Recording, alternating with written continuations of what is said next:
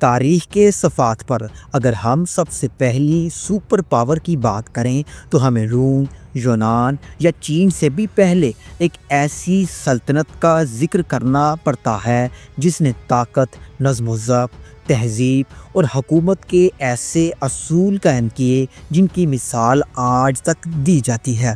اس سلطنت کا نام ہے سلطنت فارس۔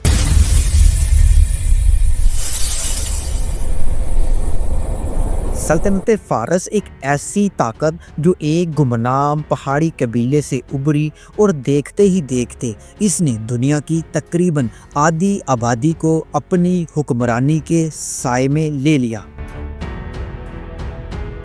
یہ فقط تلوار کی طاقت کی کہانی نہیں بلکہ حکمت، برداشت، نظم و ضبط اور انصاف کی ایک غیر معمولی داستان ہے۔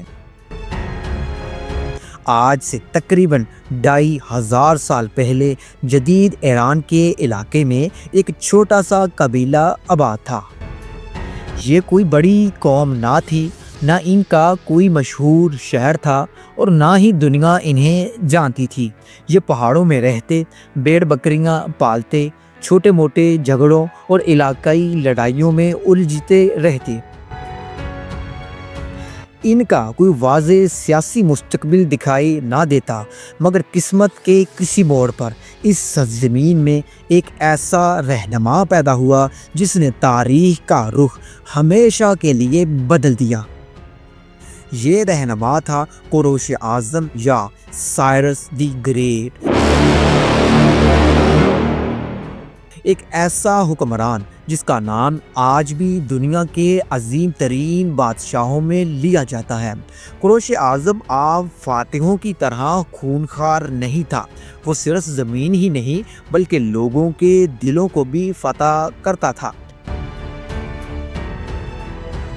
اس نے سب سے پہلے میڈیا کی طاقتور ترین سلطنت کو شکست دی، پھر لیڈیا اور بابل کو بغیر بڑی تباہی کے اپنی سلطنت میں شامل کر لیا۔ بابل کی فتح کے بعد جہاں دنیا کی عظیم تہذیبوں میں سے ایک تہذیب موجود تھی، یہاں کوروش اعظم نے نہ تو لوٹ مار کی اور نہ لوگوں کو غلام بنایا بلکہ انہیں مذہبی آزادی دی۔ یہ تاریخ کا پہلا حکمران تھا جس نے باقاعدہ انسانی حقوق کا اعلان کیا اور آج اسے دنیا کا پہلا انسانی حقوق کا منشور کہا جاتا ہے۔ کوروش اعظم کے بعد سلطنت فارس کی باغ ڈور اس کے جانشینوں کے ہاتھ آئی اور پھر آیا ایک اور عظیم نام، دارائے اول۔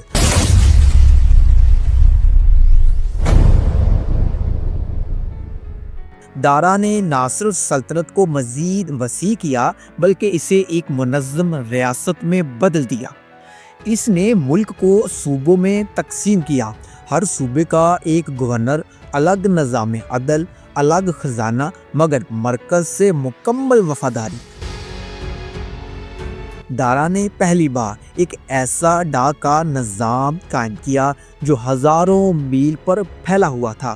اس کے بنوائے ہوئے روڈ اس دور کی جدید ترین شاہراہوں میں سے ایک تھے، جہاں سرکاری پیغام چند دنوں میں ایک کنارے سے دوسرے کنارے تک پہنچ جاتا۔ سلطنت فارس کی کھینچی ہوئی حدود حیران کن تھی، مغرب میں یونان کے کنارے، مشرق میں ہند کی سرحدوں تک، شمال میں وسط ایشیا اور جنوب میں مصر اور عرب کے صحراؤں تک ایک ہی بادشاہ کی حکمرانی تھی۔ اندازہ لگایا جاتا ہے کہ اس وقت دنیا کی تقریباً 40 سے 50% آبادی فارس کے زیر نگین تھی، یعنی دنیا کا ہر دوسرا انسان بالواسطہ یا بلا واسطہ فارسی سلطنت کے قانون کے تحت زندہ تھا۔ مگر یہ سلطنت صرف فوج سے طاقتور نہیں تھی بلکہ اس کی اصل طاقت برداشت اور رواداری تھی۔ فارسی حکمران مقبوضہ قوموں کو ان کے مذہب، زبان اور رسم و رواج برقرار رکھنے کی اجازت دیتے تھے۔ یہی وجہ تھی کہ لوگ بغاوتیں نہیں کرتے تھے، بلکہ فارسی سلطنت کو ایک نظم و استحکام کی علامت سمجھتے تھے۔ یروشلم کا یہودی مندر دوبارہ تعمیر کروانا، بابل کے لوگوں کو آزادی دینا، مصر کی ثقافت کا احترام کرنا، یہ سب فارسی حکمرانوں کا نقطۂ امتیاز تھا۔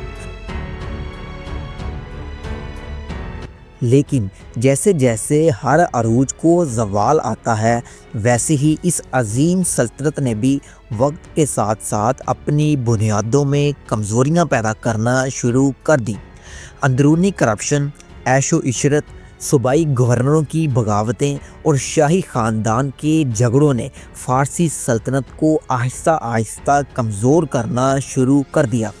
فوج طاقتور ضرور تھی، مگر وہ جذبہ جو کوروش اور دارا کے دور میں تھا اب ختم ہو رہا تھا۔ اس کمزور لمحے پر تاریخ نے ایک طوفان کو جنم دیا جس کا نام تھا سکندر یونانی۔ سکندر اعظم یونان سے اٹھنے والا نوجوان سپہ سالار بجلی کی طرح فارس پر ٹوٹ پڑا۔ ایک ایک کر کے فارسی فوجیں شکست کھاتی گئیں۔ دارائے سوم نے مقابلہ کرنے کی کوشش کی، مگر سلطنت کی بنیادیں ہل چکی تھیں۔ بالآخر سکندر بابل میں داخل ہوا اور دنیا کی پہلی سپر پاور اپنے انجام کو پہنچ چکی تھی۔ مگر سوال یہ ہے، کیا واقعی سلطنت فارس ختم ہو چکی ہے؟ اس کی روح، اس کا نظام، اس کی سوچ، اس کی تہذیب آج بھی زندہ ہے۔ دنیا کا جدید نظام حکومت، انسانی حقوق کے تصورات، رواداری، صوبائی نظام اور انفراسٹرکچر کے نظریے میں سلطنت فارس کی جھلک صاف نظر آتی ہے۔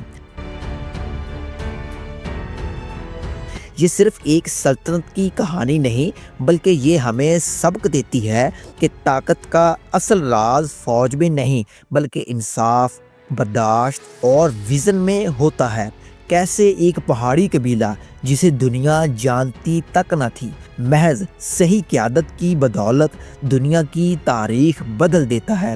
اور شاید یہی پیغام ہمیں بھی ملتا ہے کہ کوئی قوم چھوٹی نہیں ہوتی اگر اس کے پاس کوئی بڑا خواب موجود ہو۔